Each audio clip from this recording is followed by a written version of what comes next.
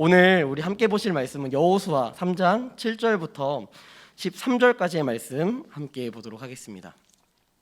여호수아 3장 7절부터 13절까지의 말씀 함께 보겠습니다. 여호수아 3장 7절부터 13절까지의 말씀, 우리 구약성경 323페이지에 나와 있습니다. 여호수아 3장 7절부터 13절까지의 말씀 우리 함께 읽도록 하겠습니다. 여호와께서 여호수아에게 이르시되 내가 오늘부터 시작하여 너를 온 이스라엘의 목전에서 크게 하여 내가 모세와 함께 있었던 것 같이 너와 함께 있는 것을 그들이 알게 하리라. 너는 언약궤를 맨 제사장들에게 명령하여 이르기를 너희가 요단 물가에 이르거든 요단에 들어서라 하라.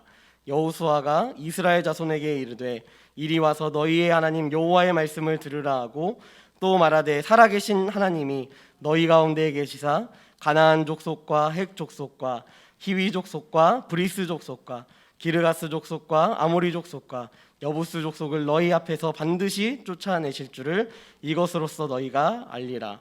보라, 온 땅의 주의 언약궤가 너희 앞에서 요단을 건너가나니 이제 이스라엘 지파 중에서 각 지파에 한 사람씩 12명을 택하라. 온 땅의 주 여호와의 궤를 맨 제사장들의 발바닥이 요단물을 밟고 멈추면 요단물 곧 위에서부터 흘러내리던 물이 끊어지고 한 곳에 쌓여 서리라. 아멘.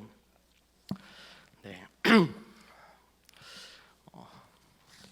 저번 주와 마찬가지로 감기가 안 낫는 이 슬픈 현실을 경험하면서 우리 함께 말씀을 보도록 하겠습니다. 혹시 여러분들 가운데 최근에 가장 감격적인 순간이 있었다면 그 순간은 언제인가요? 저는 어제였던 것 같아요. 어제 밤에 대한민국이 축구를 했습니다. 우리 축구에 관심이 없나 봐요. 네. 축구를 했는데요. 아이슬란드랑 축구를 했는데 친선 경기였어요. 친선 경기를 하는데 우리나라가 5대1로 이겼습니다. 네, 제가 그걸 보면서 와, 우리나라 축구가 게다가 뭐 손흥민 뭐 이렇게 우리가 잘 알 법한 그런 선수들이 안 나왔어요. 이번에 안 나왔는데도 불구하고 K리그 선수들만 데리고 했는데 5대1이라는 좋은 결과를 얻어냈습니다. 그런 걸 보면서 야, 우리나라 축구가 이렇게 많이 발전했구나. 어떻게 다른 나라랑 축구를 하는데 맨날 지거나 이렇게 질질 끌려다니는 그런 경기만 보다가 완전히 리드하는 그런 경기를 보니까 제가 뭐 한국 축구에 전혀 그런 관여한 적도 없지만 괜히 저의 스스로가 감격적이고 야, 우리나라 축구가 이렇게 발전했구나라는 이런 기쁜 마음이 들었습니다. 이런 기쁜 마음이 들다가요, 여러분 첫 골 딱 넣었는데 첫 골 딱 넣는 거 보면서 와, 대박, 와, 우리가 선제골을 넣더니 하면서 엄청 좋아했거든요. 그런데 한 3골 들어가니까요, 세 번째 골을 제 기억으로 백승우가 넣었던 것 같은데 딱 그 골을 딱 넣었는데 슛이 진짜 기가 막히게 들어가거든요. 무슨 설교가 아니라 축구 얘기하는 것 같은데, 네, 기가 막히게 딱 축구 골이 딱 들어갔어요. 그 골을 딱 보면서 너무 감격적이고 너무 멋있다라는 생각이 들면서 한편으로 든 게 뭐냐면 재미없다, 딴 거 봐야겠다 라는 생각이 문득 들었습니다. 그렇게 한국 축구가 잘 되기를 막 염원했고 바랬는데 진짜 막상 잘 되니까 재미가 없는 거예요. 너무 쉽게 이겨서 5대1이라는 그 스코어를 딱 마지막에 제가 후반전을 보지 않고 전반전만 딱 보고 끝냈거든요. 근데 후반전이 끝나고 내용들을 이렇게 살펴보는데 너무 쉽게 이겼구나라는 생각에 괜히 이제 감격이 딱 첫 골 넣었을 때 감격이 그렇게 오다가 5번째 골 딱 들어가는 그걸 보면서 뭐야, 왜 이렇게 재미없냐? 라는 그런 느낌이 들었다라는 것이죠. 여러분, 감격의 순간이 있지만 그 감격의 순간이 어느 순간에는 순식간에 뒤바뀌어서 정말 묻어나고 뜨뜻미지근한 그런 순간으로 갑자기 변화되는 순간이 분명히 찾아옵니다. 여호수아에게도요, 지금 그러한 순간인 것 같습니다. 여호수아가 지금 뭣도 모르고 지금 거의 리더가 됐어요. 이스라엘의 리더가 되어서 모세의 뒤를 이어서 이제 지도자가 되었습니다. 자기가 스스로 된 건 아닙니다. 하나님께서 세우셨어요. 하나님께서 세우시고 나서 하나님께서 이 여호수아에게 말씀하시는 것은 무엇이냐면, 야, 두려워하지 마라, 담대하라 라는 이야기를 계속해서 하고 계십니다. 그 다음에 오늘 7절 말씀해 보니까 여호와께서 여호수아에게 이르시되 내가 오늘부터 시작하여 너를 온 이스라엘의 목전에서 크게 하여 내가 모세와 함께 있었던 것 같이 너와 함께 있는 것을 그들이 알게 하리라 라고 지금 이야기하고 있습니다. 여러분, 여호수아에게 하나님께서 이 날 전에는 하나님이 이 여호수아와 함께 있지 않으셨나요? 그러면 왜 하나님께서 오늘부터 시작해서 내가 너와 함께 있는 것을 알게 할 것이다 라고 지금 이야기하고 있을까요? 하나님은 어제도 오늘도 내일도 동일하신 분이십니다. 그분께서 지금 이 현재를 살아가고 있는 여호수아를 통하여서 말씀하시는 것이 무엇이냐면, 오늘부터 시작하여 내가 오늘부터 널 사랑한다는 건 아니야. 이전부터 내가 널 이미 사랑했고 너를 깨끗까지 포기하지 않을 거지만 오늘 이 순간부터 내가 자꾸 선거철이라서 이상한 데서 전화가 와요. 네, 오늘부터가 아니라 이전부터 내가 이미 너를 사랑하고 너를 택하였고 너를 모세의 다음 주자로 세웠지만 오늘 이 순간부터 내가 너를 얼마나 사랑하는지를 온 민족들에게 공포할 것이다 라고 지금 이야기하고 있다는 것입니다. 이 이야기를 하면서 여러분, 이 현실이랑 이 이야기하는 것과 굉장히 차이가 있는 모습을 보여줍니다. 지금 이 순간에는요, 이 이스라엘 백성들이 요단 동편에 있습니다. 요단 서편이 가나안 땅이라고 할 수 있는데요, 그 땅으로 들어가기 전에 요단 동편으로 이미 들어와서 르감무 반지파가 동편을 차지하고 그 다음에 요단강을 건너서 가나안 땅을 차지해야 하는 이 순간에서 가나안 땅으로 들어가지도 않은 그런 상황, 이 상황이 어떻게 보면 여호수아에게는 참 암담한 상황이었을 것입니다. 그것뿐만 아니라 여러분, 우리가 이 10절 말씀해 보니까 이 족속들이 나오잖아요. 7개의 족속들이 나옵니다. 여러분, 왜 하나님께서 왜 굳이 7개의 족속을 왜 지금 이 여호수아 3장에서 나열하고 계시냐면요, 여러분, 출애굽기에 보면 족속들이 똑같이 나와요. 그런데 이 족속들이 똑같이 나오지만 그 출애굽기에서는요, 족속들이 6개입니다. 여러분, 그런데 이 민수기부터 시작해서 여호수아에서는요 7족속으로 등장합니다. 여러분, 이게 무엇을 이야기하냐면, 이 가나안 땅에 얼마나 전쟁이 팽배했고 또한 새로운 민족들이 발생할 정도로 굉장한 그 무력적인 전쟁들이 계속해서 발생하고 있었고, 강대국들이 하나의 뚜렷한 강대국이 아니라 다양한 강대국들이 계속해서 존재하고 있는 그 지역이 가나안 땅이라는 것을 이야기하고 있는 것입니다. 이게 무슨 말이냐면, 여호수아는 결코 이 7개의 민족을 무너뜨릴 만한 그런 능력이 있는 존재가 아니라는 것을 지금 하나님께서 말씀하고 있다는 것입니다. 여러분, 이 현실적으로는요 진짜 암담해요. 6개의 민족도 진짜 힘들 것 같은데, 그리고 예전에 이 정탐을 할 때 12명이 정탐할 때에도 그렇게 거대하다, 우리는 메뚜기와 같다라고 이야기하면서 평가했던 이 가나안 민족들이 이제 여호수아가 들어갈 때쯤 되니까 더 강력한 민족을 이루면서 7개의 민족으로 강대국을 이루며 살아가고 있는 시점입니다. 이 시점 가운데 여러분, 여호수아가 이 이야기가 과연 위로가 됐을까라는 생각이 들지만요, 그 이야기를 통하여서 여호수아에게 말하는 것을 통하여서 이제 하나님께서 말씀하시는 것은 무엇이냐면, 그들이 내가 너와 함께 있는 것을 알게 할 것이다 라고 이야기하고 있다는 것입니다. 여러분, 그럼 그들이 누구일까요? 그들은 누구일까요?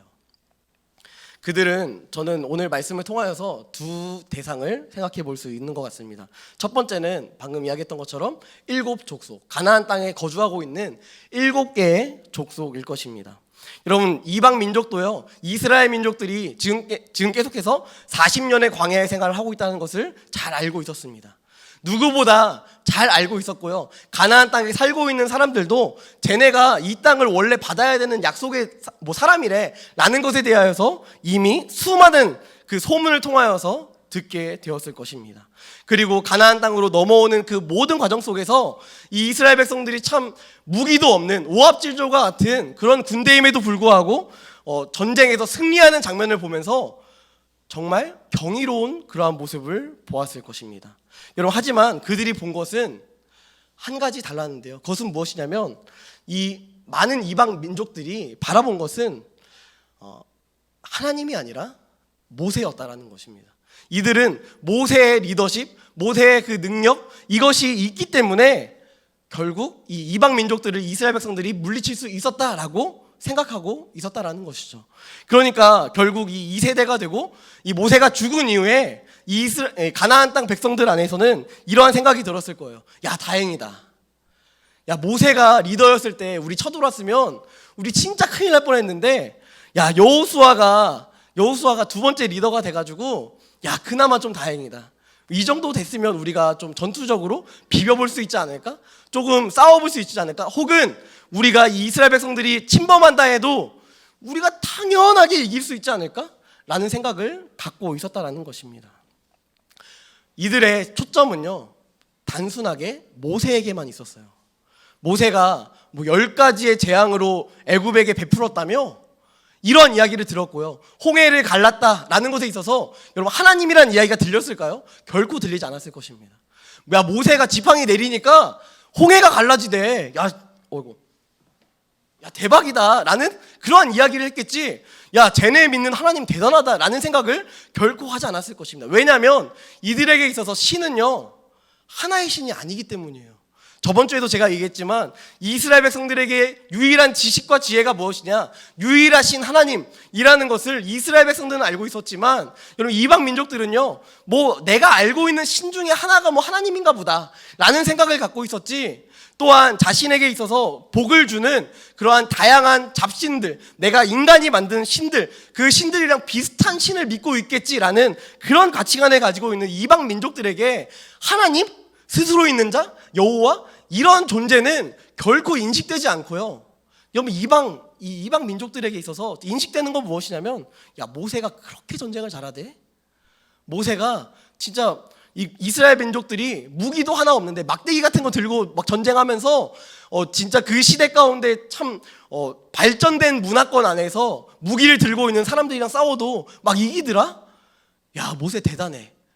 이러한 생각만 가지고 있었다라는 것입니다. 이방 민족들이 이러한 리더십, 모세의 리더십을 바라보면서 최고의 전략가다라는 이야기만 했지, 이 이스라엘 민족들을 바라보면서 야, 니네 믿는 하나님 진짜 대단하다라는 이야기를 결코 하지 않았다라는 것입니다. 여러분 왜 그게 반증되냐면요, 이들이 이 모세와 이스라엘 백성들이 딱 나오는데 무기만 봐도 진짜 말도 안 되는 무기를 갖고 나오는 거예요.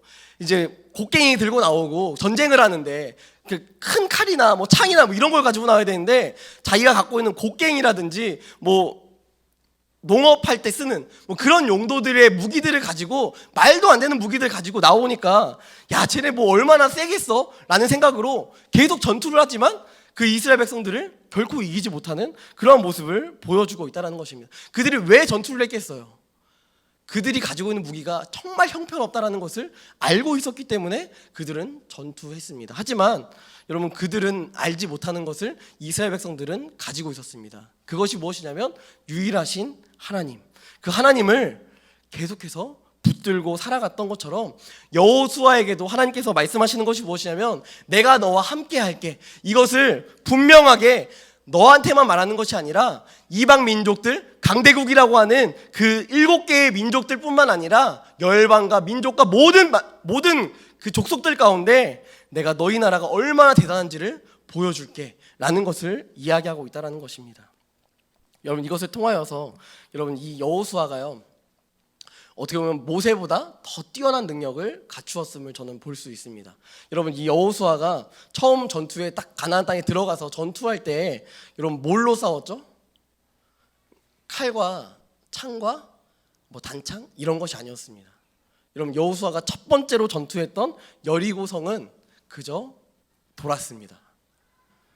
전투하지 않았어요. 그저 돌았는데 그 성이 무너져 내렸습니다. 여러분, 이것이 하나님의 능력입니다. 여러분, 이것이 하나님을 우리가 바라봐야 하는 이유이며 그들이 알게 하리라라는 하나님의 증명입니다. 여러분, 이것이 우리 가운데 있어야 우리는 우리의 삶을 살아갈 때에도 하나님께서 나와 함께 하심을 증명할 수 있습니다. 여러분, 이 시대도 마찬가지입니다. 여러분들은 직장에서, 학교에서, 또한 삶의 자리에서 여러분들은 스스로가 능력 있는 존재임을 증명해내야 하는 때가 얼마나 많은지 모르겠습니다. 대학을 가서도요, 뭐 PPT를 준비하고 뭔가 발표를 하고 이런 부분을 할 때에도 또한 성적을 얻기 위하여서 내가 얼마나 대단한 존재인지를, 내가 나의 정보력이 얼마나 뛰어난지를 보여줘야 하는 시대가 오고요. 또 직장을 다니다 보면 내가 얼마나 가치 있는 존재인지를 밝혀야만 하는, 그렇게 드러내야만 하는 그런 시대가 지금 이 시대가 아니겠습니까? 여러분, 또한 많은 사람들에게 최선을 다해야 하는 시대입니다. 여러분, 어떤 사람들은요 관계적인 부분에 있어서도 선택적 관계를 맺는 사람이 있고요, 어떤 사람들은 포괄적 관계를 맺는 사람이 있다고 합니다. 선택적 관계는 무엇이냐면 내가 힘들 때 찾는 거예요. 내가 힘들 때, 내가 위로를 얻어야 할 때만 찾는 사람, 혹은 포괄적 그런 관계를 맺는 사람들은요, 그것이 아니라 누군가와 다 이렇게 맺고 있지만 그 관계는 굉장히 얇은 관계. 여러분, 대부분 이 시대 가운데 웬만한 관계는요 다 얇은 관계입니다. 깊은 관계를 맺으려 하지 않아요. 왜냐하면 내가 어떤 사람인지를 드러내야 하기 때문에. 그런데도 불구하고 회사에서는요 그렇게 열심히 드러내려고 노력하고, 또 학교에 가면 그런 능력을 보여주려고 열심히 노력을 하고 있습니다. 여러분들도 아마 지금 20살이 된 친구들은 대학에 들어가면 내가 얼마나 대단한 능력을 가지고 있는지를 뽐내야 하는 그런 시기가 올 거고요. 또 취업을 준비하고 있는 학생들, 또한 인턴을 하고 있는 학생들, 어떠한 사람이 됐든 어느 장소에 가서 내가 얼마나 필요한 사람인지를 증명해내야만 하는 그런 시대를 지금 경험하고 있습니다. 그렇다면요, 우리는 늘 최선을 다해야 할 것입니다. 여러분, 최선을 다해서 좋은 결과로 이어지지 않든 열심을 내므로써 내가 얼마나 열심히 있는 존재인지, 내가 얼마나 인정받을 만한 존재인지를 계속해서 드러내야 하는 그러한 시대입니다. 충분히 결과가 모든 것을 증명해내긴 합니다. 하지만 그 사람이 얼마나 열심을 다했는지를 보는 것 또한 이 시대에는 굉장히 중요한 모습이다라는 것을 우리는 볼 수 있는 것입니다. 쟤는 뭐 저렇게 열심히 해? 라고 이야기합니다. 어떻게 뭘 맡겨두든지 야, 쟤한테 주면 뭔가 조급하지 않고 또 괜찮아, 뭔가 맡겨주기에 괜찮아라는 그러한 존재가 될 수 있다는 것이죠. 여러분, 그런데 우리가 이러한 존재 가운데, 이러한 시대 가운데 살아가면서 여러분, 우리는 반드시 우리가 필요한 존재임을 증명해야 하지만, 그것보다 더 중요한 것은요, 우리 안에 내가 필요한 존재가 아니라 얼마나 의존적인 존재임을 또한 밝혀내야 한다라는 것입니다. 누군가가 나에게 야, 너한테 맡기면 뭐든지 잘 될 것 같아서 괜찮아, 난 너한테 다 맡길 수 있어, 너 이 프로그램 해봐, 이 프로젝트 해봐, 너의 PPT 해봐 라고 이야기하는 그 과정 가운데 좋은 결과가 있든 좋지 않은 결과가 있든지 누군가에게 우리는 항상 어떠한 존재임을 밝혀야 하는데요, 그것은 무엇이냐면 바로 내가 하나님을 의존하고 있는 존재임을 우리는 밝혀야 합니다. 여러분, 이것이 이 시대를 살아가면서 복음을 전파하는 방법입니다. 우리는 내가 최선을 다해서 좋은 결과를 얻어냈다 할지라도 우리의 모든 공로가 하나님께 있음을 다시 한번 고백하는 인생을 살아가야 합니다. 왜냐하면 여호수아의 인생 가운데서도 하나님께서 그들에게 알게 하신 것은 여호수아의 노력과 또 한 바퀴 두 바퀴 도는 그 여정이었지만, 그 여리고성을 무너뜨린 것은 하나님이셨기 때문입니다. 여러분, 이것을 우리가 다시 한번 고백하며 하나님을 의존하는 존재임을 다시 한번 고백하는 그러한 의존적 존재 되었으면 좋겠습니다. 여러분, 그들의 두 번째 대상은요, 바로 이스라엘 민족이었습니다. 이방 민족과 동일하게요, 이스라엘 민족들도요, 모세가 죽고 여호수아가 딱 쓰자마자 불안했을 거예요. 하나님에 대한 신뢰 있었지만 여러분, 1세대가 경험했던 하나님을 2세대는 결코 경험해보지 못했습니다. 여러분, 10가지의 재앙 한 번도 경험해보지 못했고요, 태어나니까 마치 금수저인 것처럼 태어나니까 만나와 메추라기가 막 아침마다 막 공급이 돼요. 이게 뭐지? 나는 배고팠던 적이 없네? 라는 인생을 살아가고 있다는 것입니다. 그리고 이 출애굽 2세대가 경험하지 못했던 것 중에 하나가 무엇이냐면 홍해를 가르는 모습 또한 보지 못했습니다. 이들은 어떻게 보면 하나님께서 사역하신 모세를 통하여서 사역하신 굵직굵직한 엄청난 이적들을 한 번도 경험해보지 못한 민족이었습니다. 이 세대는 그 여정이 40년 혹은 몇 년에 걸쳐서 경험하고 있었습니다. 그러니까 하나님에 대한 그 무뎌진 마음들이 이스라엘 백성 출애굽 2세대 가운데 들어올 수밖에 없었다라는 것이죠. 그들의 마음은 아마 이랬을 것입니다. 하나님이 있는 것 같긴 한데 가나안 땅은 도대체 언제 들어가는 거야?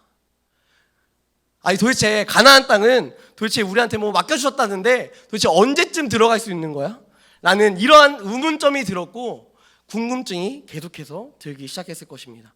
게다가 자신의 부모님을 인도하던 모세가 아니라 이제는 나이도 좀 젊은 여호수아가 지도자가 된다라는 이야기를 들었을 때 이 이스라엘 백성들 안에서는요 많은 두려움이 경험하고 있었을 것입니다. 여호수아? 잘할 수 있을까? 여호수아? 내가 저 사람이 정탐을 해서 좋은 보고를 했다라는 건 내가 알겠는데 저 사람이 정말 우리를 이 가나안 땅, 약속의 땅으로 이끌어낼 만한 그런 존재일까? 라는 것에 대한 의문점이 계속해서 들게 됐다라는 것이죠. 여러분 혹여나 여호수아가 어떤 선택을 했을 때 이스라엘 백성들이 이런 생각을 할 수 있지 않겠습니까? 모세는 저렇게 안 했을 텐데 왜 저렇게 판단하지? 이러한 생각을 이스라엘 백성들이 했을 수 있다라는 것이죠.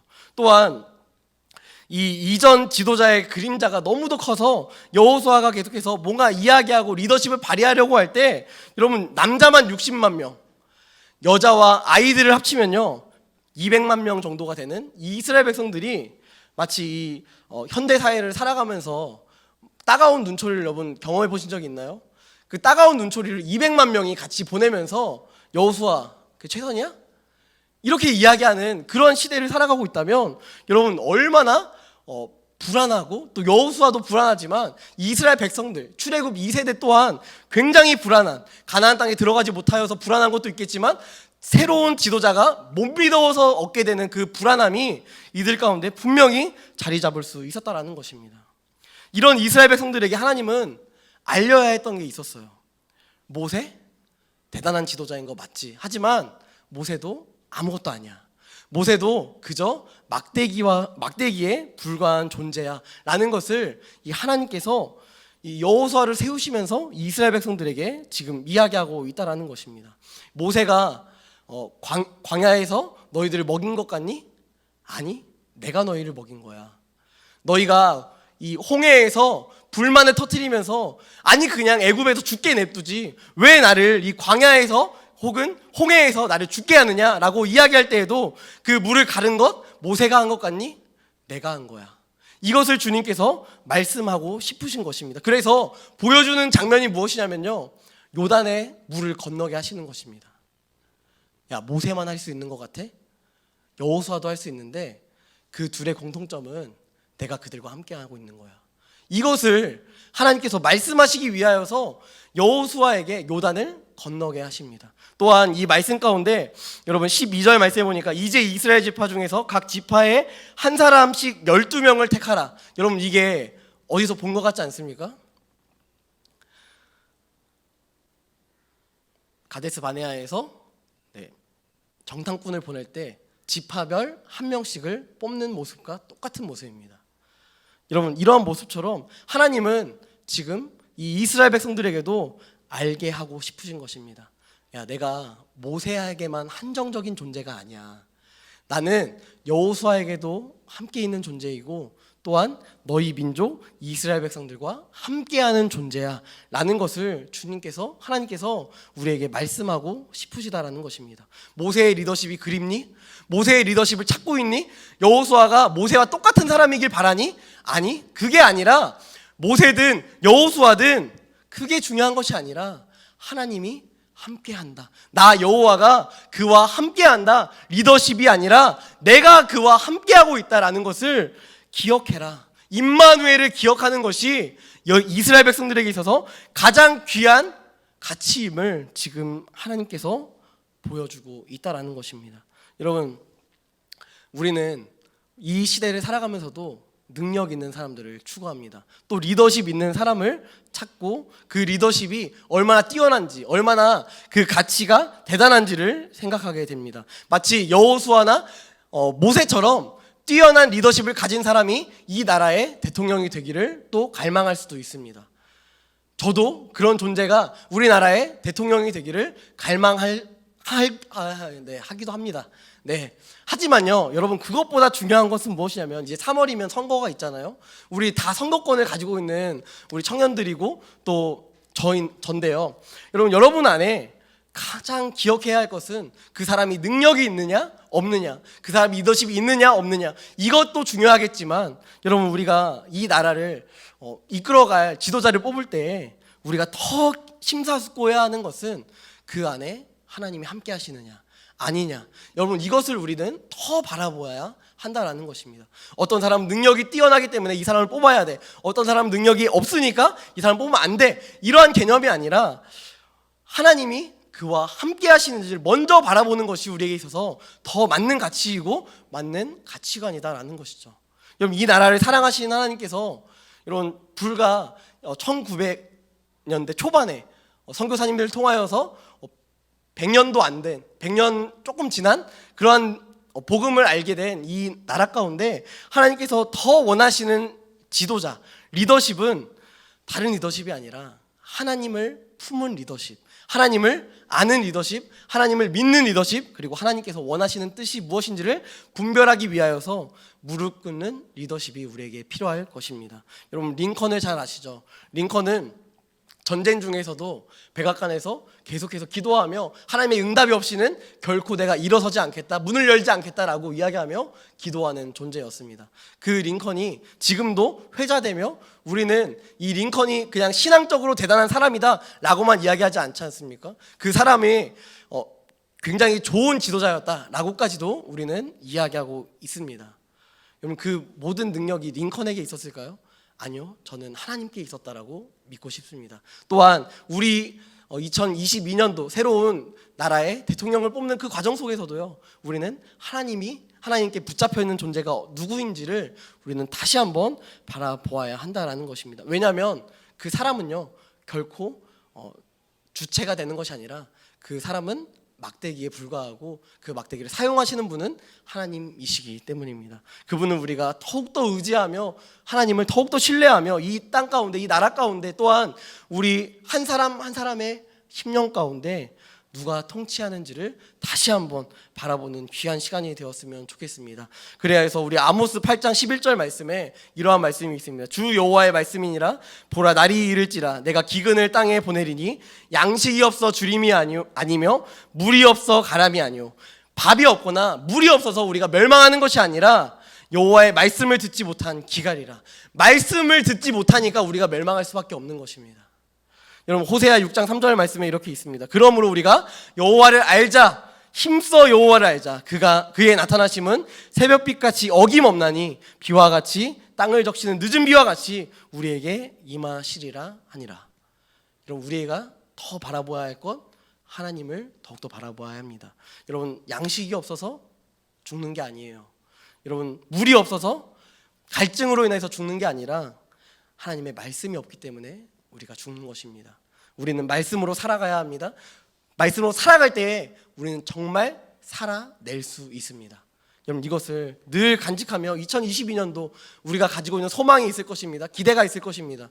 취업이라는 그런 부분들, 또한 자신의 건강이라는 부분들, 또한 다양한 자신의 목적들이 있을 텐데 그 목적들 안에서 그 과정을 밟아 나아갈 때에 하나님의 임마누엘 하심을 늘 경험하면서 주님의 선하심을 맛보아 하는, 또 그분이 우리 말씀으로 충만한 삶을 살아낼 수 있는 그런 귀한 청년들로 세워지기를 주님의 이름으로 간절히 소망합니다. 이 시간 함께 찬양할 때 보라 너희는 두려워 말고 보라 너희를 인도한 나를 함께 찬양하며 나아가도록 하겠습니다. 함께 찬양하겠습니다.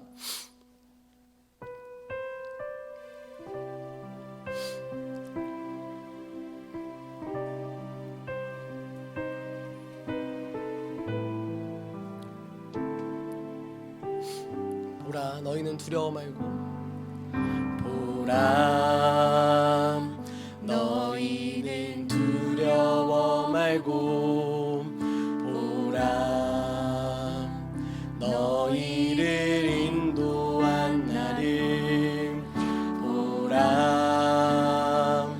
너희는 지치지 말고 보라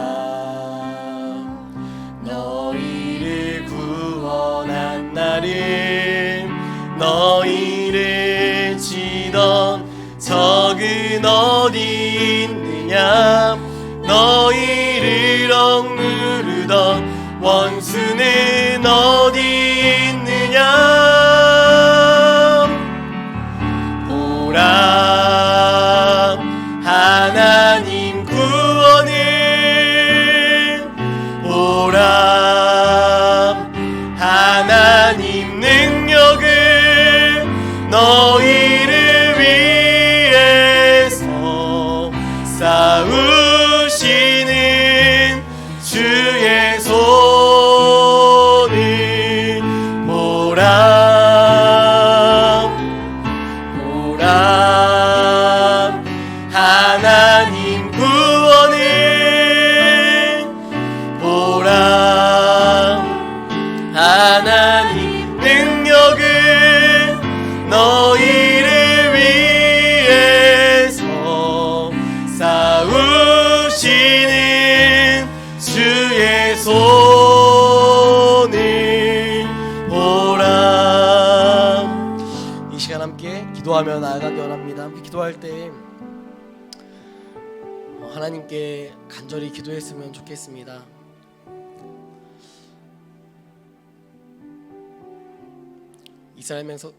이스라엘 민족들은 두려워하고 있으며 또한 여호수아를 100% 신뢰하지 못하고 있는 상황 가운데 있습니다. 하지만 하나님께서 여호수아에게 말씀하시는 것은 이것입니다. 내가 그들로 알게 하리라. 여러분, 우리는 우리의 능력을, 우리의 대단함을, 내 이름을 내세우려고 노력할 때도 있습니다. 여러분, 하지만 우리가 반드시 기억해야 할 것은 나의 나된 것이 나로 인함이 아니라 오직 하나님의 은혜였음을 기억해야 하는 것입니다. 이 시간 함께 기도할 때 하나님, 내가 모세처럼 여호수아처럼 뭔가 뛰어난 리더십을 발휘하며 뛰어난 리더가 되는 것이 아니라 하나님을 소유한 자, 하나님이 내 안에 있는 자, 하나님이 내 안에 계시고 내가 하나님 안에 거하는 그 귀한 하나님을 믿는 존재로, 그리스도인으로 온전히 삶을 살아낼 수 있도록 인도해 달라고 이 시간 함께 기도했으면 좋겠습니다. 또한 기도할 때 우리가 원하는 것들, 취업을 원하고 건강을 원하고 다양한 것들을 원하지만 또한 새로운 학교에 들어가서 인정받고 내가 필요한 존재임을 증명해내는 것을 원하지만 그 모든 과정 속에서 하나님이 함께하여 주시옵소서. 하나님, 나의 노력이 아니라 하나님의 도우심과 하나님의 선하심과 하나님의 인도하심이 나의 인생 가운데 끝까지, 나의 죽는 날까지 오직 그 은혜만이 가득 내 안에 흘러넘치게 해달라고, 임마누엘의 은혜를 내가 경험하며 삶을 살아갈 수 있게 해달라고 함께 기도하며 나아갔으면 좋겠습니다. 함께 기도하겠습니다. 전능하신 하나님,